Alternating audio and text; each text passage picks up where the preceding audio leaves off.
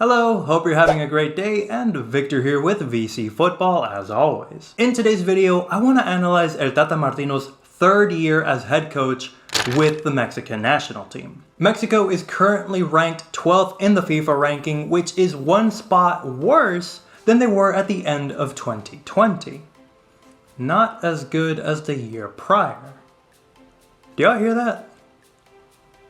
That sounds like some foreshadowing.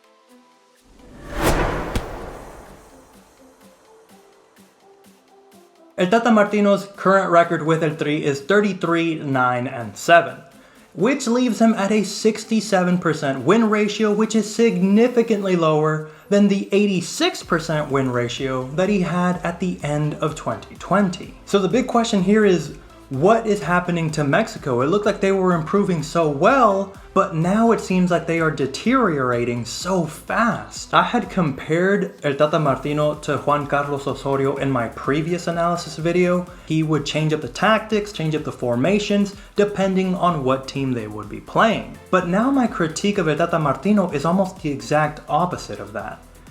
He's not making enough changes. He keeps playing the same guys over and over and expecting a different result.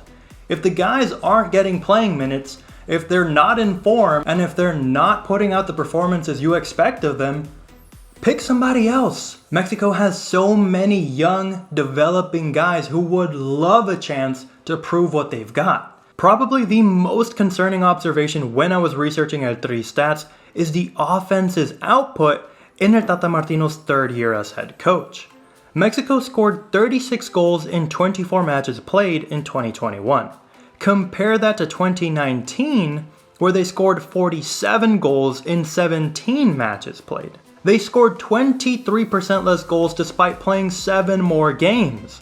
Mexico went from scoring 2.8 goals per game to 1.5 per game. Also, if you're enjoying the video, be sure to give me a like. It lets me know that you enjoy this type of content and that you want to see more Mexico-related videos in the future.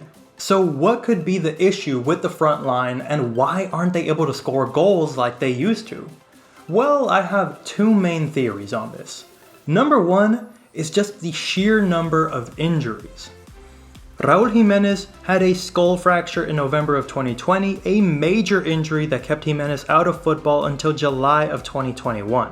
That's over 200 days away from the sport.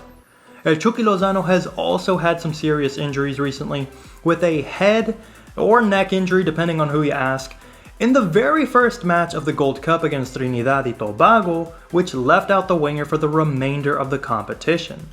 And most recently, he also had to come off during a match against Panama in the World Cup qualifiers after dislocating his shoulder. These are not your run-of-the-mill sprains or minor injuries. We're talking about key players who have been out for weeks or even months due to serious injuries. And number two is just the sheer lack of form of the starting 11, or any of the key players really. Tecatito Corona joined Sevilla in La Liga after losing his starting 11 spot with Porto. HH was highly rumored to leave Atletico Madrid this past January transfer window after finding it very difficult to find playing minutes. And the very same can be said of Diego Lainez, who was linked with Rayo Vallecano in January after only playing 72 minutes this season with Real Betis. In 2021, Mexico had an opportunity to win 2 continental trophies in the UEFA Nations League and the Gold Cup, both of which they lost to their bitter rival, the United States. And that's another thing altogether. The US has done an amazing job of developing young players, something that Mexico has completely fallen off on. Like we discussed earlier, Mexico's players are struggling to find playing minutes, let alone be completely dominating or holding a starting 11 position. So is it any wonder then that during the World Cup qualifiers, Mexico can't even hold first place? So where do we go from here? What is next for El Tri? Well, Mexico still has some very important games to go in World Cup qualifying. Their next game is going to be later this month, where they're going to play the USA. I, for one, am going to be looking for Mexico to get a big win and just get back to winning ways against the US, because losing 2 of their last games the way they did, left a bitter taste in my mouth. I don't know about y'all, but I do not want to go through that again. After the USA game, Mexico still has 2 more matches left in World Cup qualifying, and they will close out March playing both Honduras and El Salvador. Again, guys, let me know what you think. Leave me a like if you enjoyed the video, and as always, I will catch you in the next one. Peace.